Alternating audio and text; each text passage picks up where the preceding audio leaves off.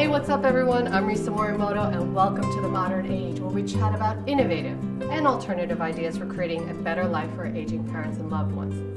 See that subscribe button on YouTube? Click that and the little bell so you're always sure to be notified when new episodes are uploaded.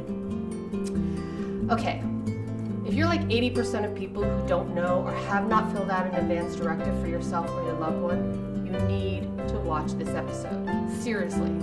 Trust me on this. I had to find out the hard way when my mom had a massive stroke completely out of the blue when she was only 65, and it sucked big time. That was over 18 years ago. When you get a car, you get car insurance in case you get into an accident. When you buy a home, you buy home insurance to protect your home. So why wouldn't you do that for your life in the event of a health crisis? My dear super long time friend, Linda Redlisky, became a fancy elder law attorney. We actually became reconnected because of this show, which is so awesome. She breaks down what an advance directive, living will, healthcare proxy, DNR is, and that all that is at stake when you don't have these forms filled out. So check it out. Linda, I'm so excited that you're here. Thanks for asking me. No, this is a super important topic. It is. Something that my family had to deal with when we were in crisis mode, when my mom had her stroke in the hospital, and that is absolutely the time you do not want to be dealing with advance directives. Right, fair enough. How old was your mom, by the way? 65. She's young. Happened. And we were having lunch, and she was fine moments before, and that's why I feel like it's so important for people to address this and get those forms filled out.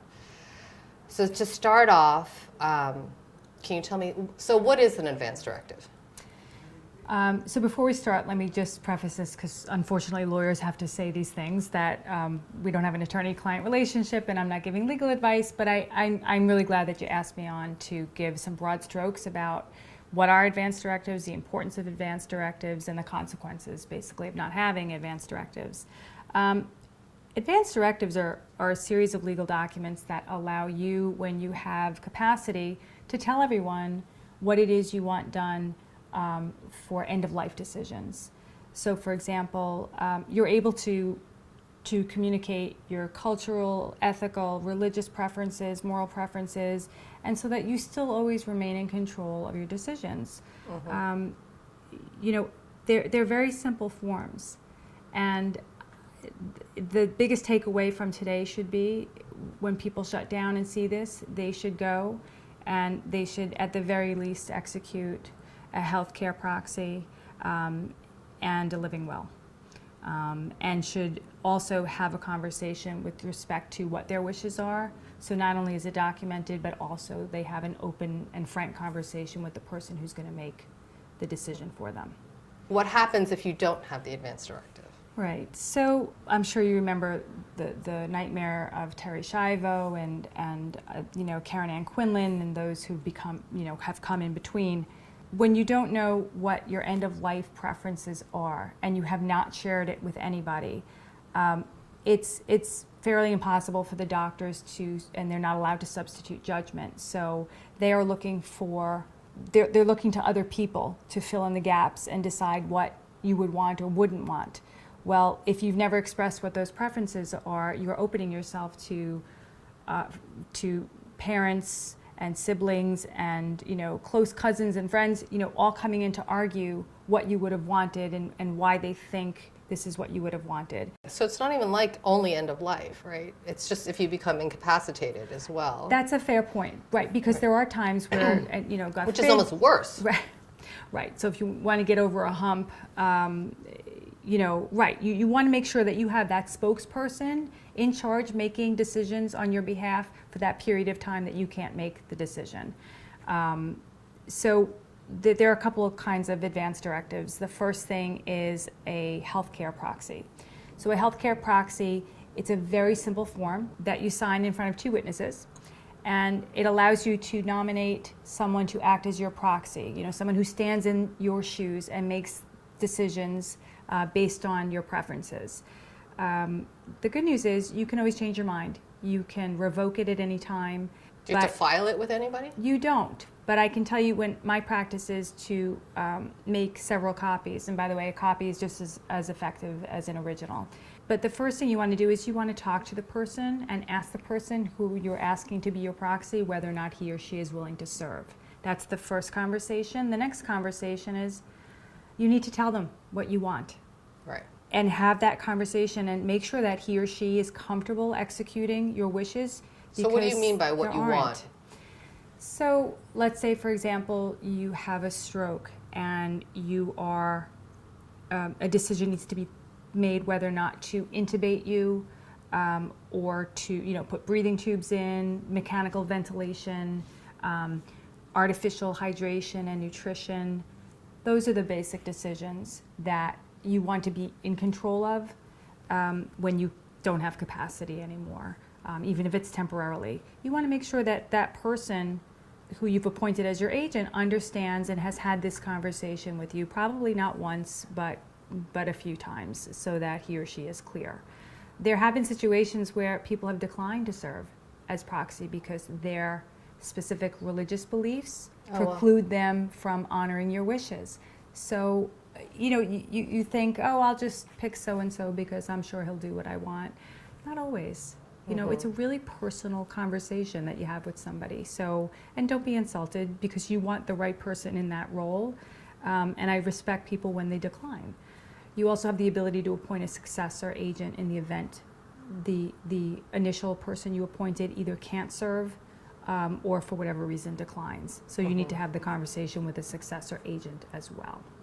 Most importantly, you can revoke it. You can change your mind. This is a fluid document for the most part. So that's great. What you feel in 1 year, you might change your mind. So you don't have to formally revoke, you literally rip it up. You make sure you have a conversation with your agent and say, well, whatever I told you before, I changed my mind, right? Forget, right? I wasn't, right. I had too many glasses of wine that night. Right, but people evolve and they're, and as you get older, your preferences might change. For me personally, my husband is my proxy. Although, I joke, because if I had my sister as my proxy, I would be hooked up to every machine, and I'd be alive till I was 112. And with my husband, I think he's going to trip over my cord. But she just has a cold. What are you doing? No, she doesn't want anything. So you need to find the right balance. But you could, your ideas evolve about what your end-of-life decisions are.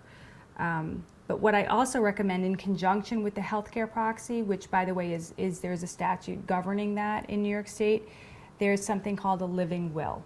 A lot of people think a living will is either something that disposes of your property. It isn't at all. What it does is it allows you to memorialize what your wishes are with respect to intubation,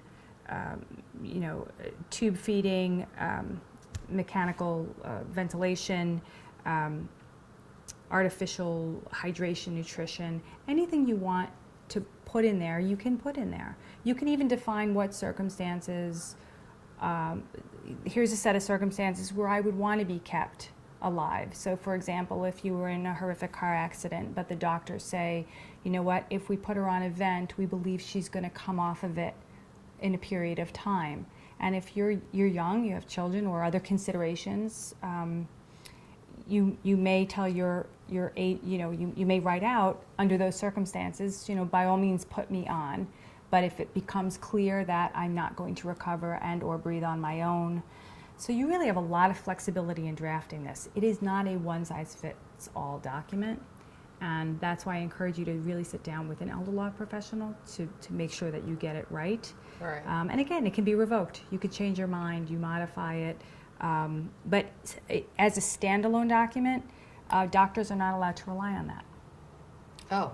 Yeah, a little known fact. So Right. you can use it, and I think it's a great tool in conjunction with your healthcare proxy because it can direct your healthcare agent in Right. case he or she forgot. Here's the living will. It's memorialized.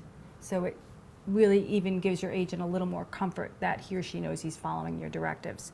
But it should not be used as a standalone. What do you mean by that? So the doctor can still make a decision that's not in line with your living will? That's correct. That's correct. So that's why, appointing the agent is the I'd get most pissed. important thing. But you can't do anything about it. I know, but if I was in a coma and I woke up, I'd be like, you're kidding me right now. Right. Right. I mean, it's evidence of, but Right. it's not, it's not governed by any statute in the state of New York. So while it's evidence of, the doctor would still want to know whether or not you expressed your wishes to an agent, or, And talk to that person. Right. So let me turn to exactly what the legislature in New York did in 2010 to address this issue. They, under Governor Patterson, enacted the Family Healthcare Decisions Act. So what that statute says is, listen, in the event you don't have any advance directives, you blew it, you forgot, you didn't do it, we're going to give a pecking order as to who makes decisions on your behalf. And the first person in line is a court-appointed guardian. The second, It's crazy. Wow. The second person is a spouse. The third person is an adult child. And then the next, I believe, is parents. And that's your dog. Right. But So the court-appointed guardian Yeah. is top dog. Top dog, but there's good reason for that. And offline, you had said to me, why would a court-appointed fiduciary who may not know anything about you be entitled to make that decision as opposed to a spouse who is in the second position? Under our guardianship law, which is Article 81 of the Mental Hygiene Law, we have provisions where you put the spouse on notice that a guardianship proceeding is being brought. So a judge is making a decision as to whether or not the spouse should in fact be the guardian, and whether or not the spouse has the ability to make, maybe he or she has maybe diminished capacity, him or herself. So there would be a good reason why a spouse would not have been the personal needs guardian, which is the person who would make the decision with respect to a DNR. But there's also a second layer of protection. So a guardian under Article 81 has to ask permission for the court, has to make an application on notice to everybody, people who are interested in the proceeding in an Article 81, which would generally include close family members, spouses, immediate family, right? So the application to have a DNR put in place as a guardian needs to be on notice in front of a judge, and you have to bring in doctors as witnesses to, Wow. To allow the authority of a guardian to put a DNR in place. So say, just for example, my dad didn't have any advance directives, but I, as a child, so the court is going to appoint a guardian, but I can't petition that, or I can, as the child? No, if there is no guardian in place, then you cross that off the list and you go down to the second category of eligible folks to make that decision. So they're not going to put in a court-appointed guardian correct. unless there already is. Exactly. Oh, okay. So in the event there was a court-appointed guardian, that's why he or she is the person to make that decision. Okay. And then the spouse, and in which case, so your mother would not be able to make a decision on behalf of your father. So it would drop down to you and your sister. So what happens if there's a fight? What if you think one thing and your sister thinks another? I mean, which is very common. It's common in a lot of families. Yeah. I thankfully not ours, but we also know that you and your sister have had that conversation, and I've had that with my sister. But that's what the statute tried to do, is at least give a pecking order as to who makes decisions. But you could see right there, when you get to past the spouse, and I'm sorry, it's a spouse or a domestic partner. When you get past the spouse and you start with children, there's room for argument. And why would you want to strip the person, who can't make that decision, of his or her dignity? And this is why we do this. This is why we're having this conversation, to make sure that his or her wishes are honored. I've actually heard that the number of people who fill out advance directives is only at like 20% or something crazy. It's crazy. That's probably true. So we practitioners try to get the word out, but this is why I'm thrilled that you asked me to come on, because I hope at least some of your audience will say, yeah, you know what, let's do this while I'm healthy. Yeah, so we can just get it out of the way. Exactly. And I know that so-and-so's in charge, and here are my wishes. And then, you check the box off and you're done. Right. And it's really not difficult. It's Right. it's just something you really should address. One of those things that you just hope you don't need, but it's good to have. 100%. 100%. So there's also a DNR, right? So is Right. that considered an advance directive or not necessary? So there are, so you can, Or define a DNR. right, so it's a do not resuscitate, and there's a non-hospital form that has to be completed with your physician. So people think that they can just tattoo DNR on their chest and Which has actually fantastic. happened. It has happened, and but the better way to go is there's a website for the New York State Department of Health, and you can print out a DNR form, bring it to your doctor, certainly have a discussion. I think the most important thing to do is not just fill out a DNR because you think that's what you should be doing, because that's conventional wisdom or that's what your friends are doing. Talk to your doctor. Mm-hmm. Have it explained to you at, especially particularly if you're older. What do chest compressions feel like? What can be the result? What is your overall end game? And your doctors are pretty willing to have that conversation with you, and then you can make an educated decision as to what you think you want. And if the do not resuscitate is right for you, then your physician signs off on it. Generally, he or she puts it in his or her file, and they try to review it every 90 days. It's not, it's not a hard and fast rule. I know. Wow. I know. It's not a hard and fast rule. But that's how serious, if the doctors are taking it that seriously, it should signal that we should take it that seriously. Right. So does each state, because you were saying that New York, you can file it with New York State, or you can get the form from New York State. You can get the form. Does that mean, so it's a state by state law? It is. So for sure, don't go to the New Jersey Department of Health's website and execute that. And I can't say whether or not it would be honored. I actually don't know. Yeah, because you'd think it would just be a blank form, right? You would think. So I think the safer route to go is to execute wherever you live. And I understand, you move. People move. So obviously re-execute every time, you go into a different state. But what happens if, say, I have a stroke in Colorado? Right. So your DNR will follow you regardless of what jurisdiction you are in. I think but from a best practices standpoint, so if you establish yourself as a citizen of Colorado and that's where you're domiciled for the next 10 years, go ahead and re-execute that form. But for sure, if you should carry it on you, I know it's not practical, but what folks are doing now is they are storing it digitally. Oh, on their phone on or their whatever? phones. Mm-hmm. But of course, folks have to know that it's there and that it exists. Right.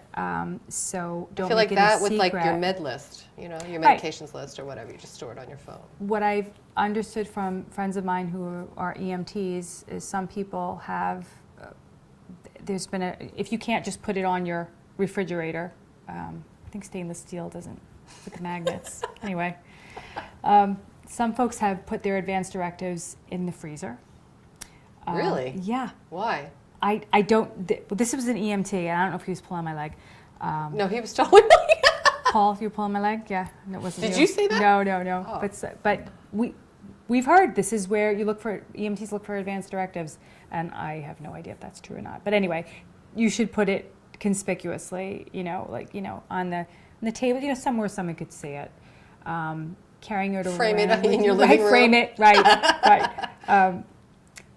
No doubt, your agent should have, whomever you appoint as your healthcare proxy, they should probably have a copy of your DNR so as to provide it to the doctor.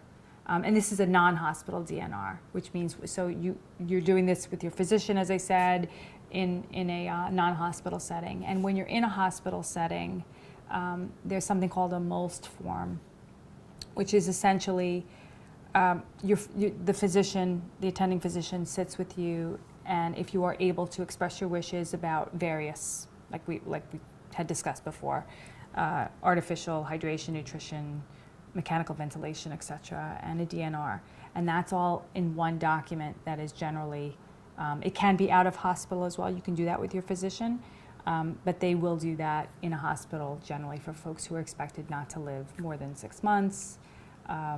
or otherwise, it appears that, they are approaching end of life. So this is a great thing to do as a family then. Maybe not at Christmas time. Here, everyone. Right.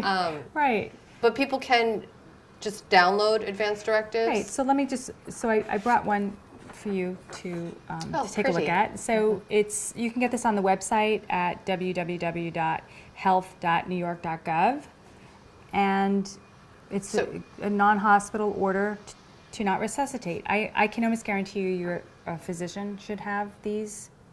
And probably every state health department will have. Absolutely, those. Absolutely. Yeah. And then what about healthcare proxies and living wills? Is that something that one should just, get generic forms online type of thing, or there is a healthcare proxy form available online from the New York State Gov. The health website. Health.newyork.gov, and you can hand fill it in. It doesn't need to be fancy. It just needs to accurately reflect your wishes. And there are blank spaces as to, here are my wishes. You can handwrite them. You don't have to worry about the terms you're using. Use plain English. Right. As long as you are satisfied that you are conveying, what your wishes are. Or some people write, my healthcare agent is aware of my preferences. And some people leave it at that. Wow. Yeah. It's a preference. Some people think it's daunting to sit and write every single contingency or any contingency at all. So they would just rather have that conversation with their agent.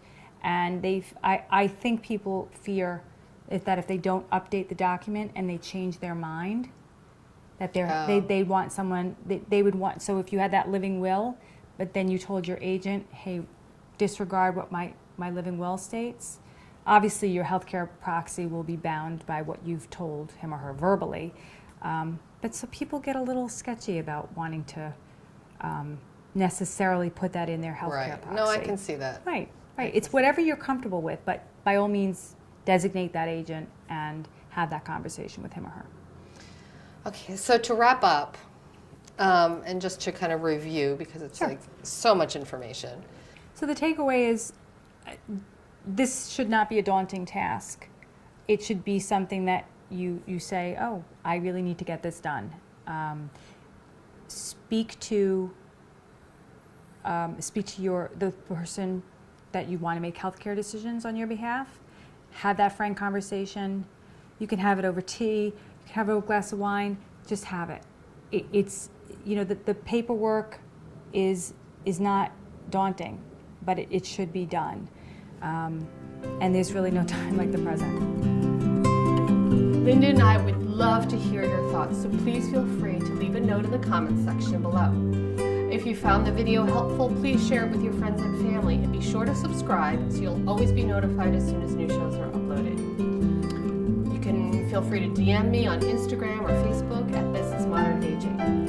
The best way to keep in the loop about our latest episodes and other upcoming programs is to sign up for our email list at thisismodernaging.com. To live your best life tomorrow, you need to start today. So thank you so much for watching, and we look forward to seeing you next time on The Modern Age.